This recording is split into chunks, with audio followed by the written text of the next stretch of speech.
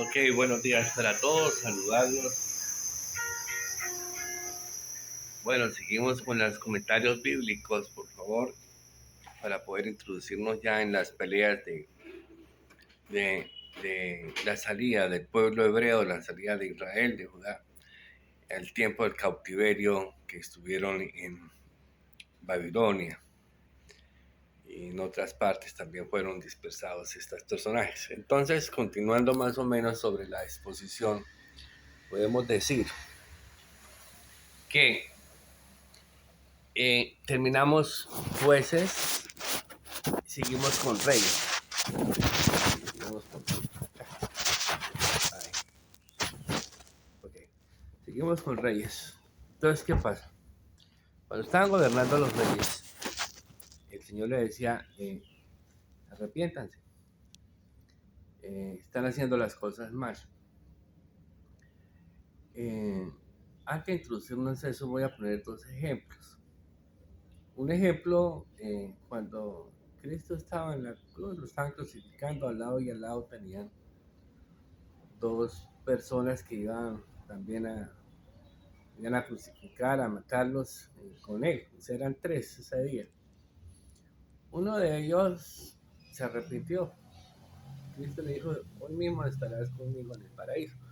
El otro, no, el otro siguió sus actos de, de, de corazón fuerte, corazón duro, y no aceptaba ni siquiera esta situación.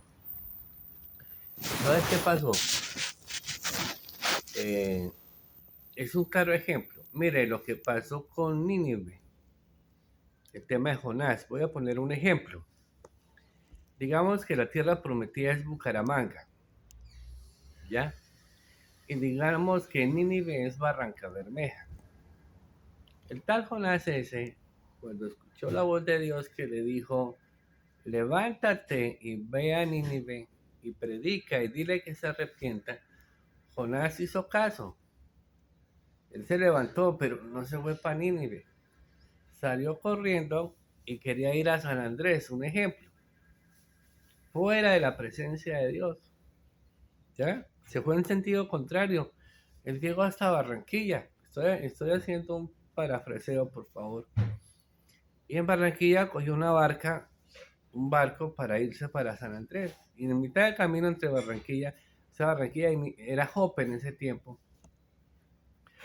Y en la mitad del barco, del camino a San Andrés, en verdad que hubo gran marejada y bueno, iban a perecer en esa tripulación, ya los marineros están asustados. Mientras que Jonás estaba reposado, durmiendo, tranquilo en medio de semejante festival. Y al fin se descubrieron, él mismo descubrió que el mar estaba alentado por culpa de él y a él lo echaron al mar. Llegó un pez grande y lo comió por 3 días. Él oró a Dios, dijo, Señor, ten piedad de mí. Bueno, pues el pez lo vomitó allá a la tierra. Al par de días volvió Dios a decirle, ve a Nínive y dile que se arrepiente. Entonces en esta ocasión sí hizo caso, se fue a pata de Bucaramanga para Ranca. Mire, Nínive estaba gobernado por el rey de la idolatría. Eso era tremendo, el corazón malévolo, satánico de todo lo que había por allá de maldad. Pero ¿sabe qué pasó con Nínive? El rey, el gobernador, el alcalde allá escuchó eso y automáticamente mandó un decreto que todo el mundo, hasta los animales, hicieran ayuno. ¿Ya? Y todo el mundo se arrepintió. ¿Y sabe que Jonas peleando con Dios? ¿Sí? Peleando con Dios, es que yo sabía que tú eras misericordioso, yo sabía que tú no ibas a matar a esa gente, ni iba a destruir nada. Y Jonás le dijo, mira la calabaza, tú no la fundaste, tú no la creaste, tú no formaste la mata que le estaba dando sombra a él. Y tú no tienes cuidado de eso. Ahora yo que creo, un cuento. Dios creó los hombres, creó la tierra y todo cuanto en ella hay. Entonces sí sabe que es misericordia. Hoy en día estamos viviendo por la gracia, ojo. Después explico ese tema. y no destruyó a Nínive. Entonces, ¿se acuerdan de los dos eh, tipos que están al lado de Cristo? Pues más o menos es así parecido. Nínive, una ciudad de maldad, se arrepiente. Israel, supuestamente que es o es la tierra prometida, son los hijos de Dios que Dios les enseñó en su presencia. Israel no se arrepiente.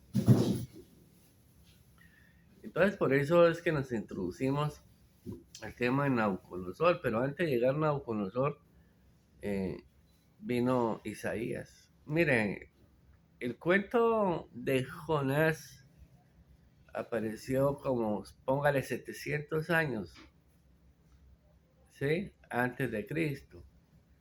Y 200 años después de Jonás vino Isaías, más o menos, una relación así. O sea que en Isaías lo de Nínive estaba fresco, estaba recién, no era una historia antigua. Entonces la gente tenía de presente lo que le aconteció a las ciudades. Entonces, ¿qué sucedió? Isaías empezó a hablar, a decirles. Y Isaías también estaba preso por allá en Asiria, cayó cautivo. Y nada, enseguida levantó el Señor a Jeremías. Y Jeremías también cayó preso por allá en Egipto. Y nada, y Jeremías le hablaba, esos son temas de 20 años, 40 años. Ellos empezaron el ejercicio muy jóvenes, de 20 a 25 años, a profetizar en el nombre de Dios, los profetas mayores. Y luego levantó también enseguida a Daniel y a Ezequiel. Mira, Ezequiel habla de God y Magog, y entonces a esta gente que les gusta hablar de las profecías reales bíblicas, ese tema está pendiente, God y Magog. Solo tenemos que entrar a hablar, pero necesito que ustedes miren los mapas. Necesito que miren mapas para que se ubiquen y ustedes hagan las interpretaciones. Yo no, yo apenas relato un cuento. Ustedes tienen que estudiar. Y miren, lo que no sepan, doblen rodillas y pídale a Dios. Dios le hace entender, yo no le hago entender, yo de eso no sé muchas cosas, pero les toca a ustedes. Yo solamente doy unos parámetros de cómo caminar, cómo guiarse en la historia. ¿Listo? Bueno, apareció Jeremías. A ver, póngale cuidado, llegó Nabucodonosor. La gente no hizo caso. La primera vez sacó gente, destruyó, mató. La segunda vez, lo mismo, destruyó, mató. Y la tercera vez, acabó con todo y se llevó el mismo templo de Dios para allá para Babilonia.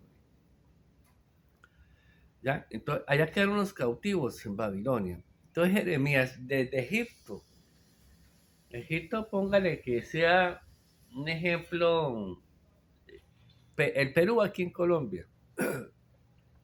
De allá le mandaba cartas allá a Venezuela, a Caracas, al otro lado, a esos cautivos. Entonces, de toda esa historia es muy importante que leamos esa carta que Jeremías le mandó a los cautivos, porque él habla de un remanente.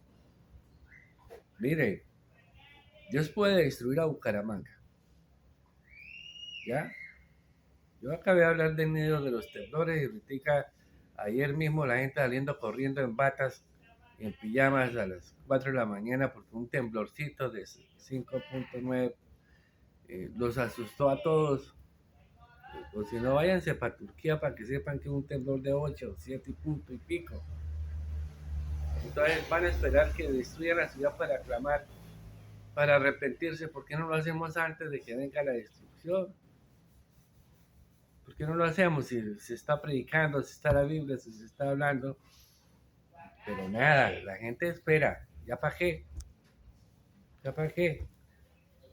Yo creo que nos parecemos al pueblo de Israel más que parecernos al pueblo de Nínive. Nos parecemos al otro que no se arrepintió en la cruz de Cristo, que al otro que se arrepintió.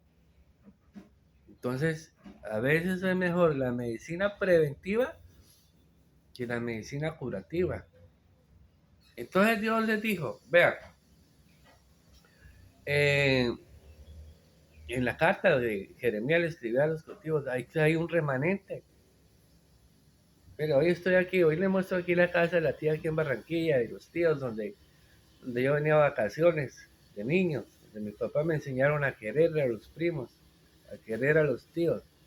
Y una vez se le olvida eso, que los hijos de uno tienen que querer a los tíos, querer a los primos. Y nos volvemos islas, ¿sí? Anidamos en el corazón muchas cosas, aún contra los propios familiares. Y así no es, así no es. Uno tiene que ser familiar, entregar los amores, los cariños y permitir que los demás también entreguen ese amor hacia uno, ese afecto. Entonces, ¿cómo hacemos para interpretar el tema de familia? Ya, uno tiene que ser consecuente a esas cosas. Y en verdad es que es muy bonito para mí presentarle hoy esta casa, esos trabajos, esos cuadros que hay ahí de la tía. Es también en parte recordar mi mamá era muy parecida a ella en esas situaciones. Y para mí es mucha alegría estar en esta casa compartiendo unos días de descanso. Entonces, mira, uno tiene que ser muy cuidadoso en saber qué es lo que está sucediendo y qué es lo que va a acontecer y cuál es la posición de uno ante Dios. Un ejemplo, voy a hablar de aquí de Barranquilla. Aquí se llama la Puerta de Oro de Colombia, Curramba la Bella, ¿sí? La casa del Junior de Barranquilla, la casa de la selección. Aquí esto tiene muchísima gente, es una de las ciudades más grandes que tiene Colombia, pero de todo lo grande que hay aquí, ¿cuánta gente tiene el corazón apartado de Dios, haciendo el mal? Mire, yo cogí un taxi, pedí una carrera, y el man me bota para otro lado y me interesa la carrera y la plata y no me hace el servicio ni pagándole lo que es. Y compré un mango, le dije el mango es tal, sí, ese es el tal mango, y resulta que era mentira. Eso es un zapal de mentiras aquí, que a la gente le gusta la plata, engañar al más pendejo y al más bobo. Uno paga, uno paga, pero no es problema mío que me tomen así. Problema aquel que tiene el corazón así, dañado. Si eso es una bobada, es de la carne. En vez de cobrar lo que es, cobra lo que no es. ¿Sí? Con pesos y medidas totalmente adversos. Es decir, la maldad está hasta en esa minucia, porque uno va perdiendo la justicia y uno no se vuelve justo. Y qué decir aquellos problemas grandes y serios que acontecen a diario en las personas. Entonces, ¿cómo es? Entonces, yo me imagino que el 80% de aquí de Barranquilla, o el 90%, voy a decir así, es una parranda de manes que hacen todo lo contrario ante los ojos de Dios y apenas queda el 10%. El 10%. Y esto es mucho. Una vez dijo alguien, no estudia la ciudad, déjame ir a sacar 50 justos. Dice Dios, hágale. 40, 30, ni un solo justo había en la ciudad. Y lo mismo, estoy hablando de Bucaramanga. Bucaramanga fácilmente podemos sacar también un 10% y menos que tengan la justicia ante Dios.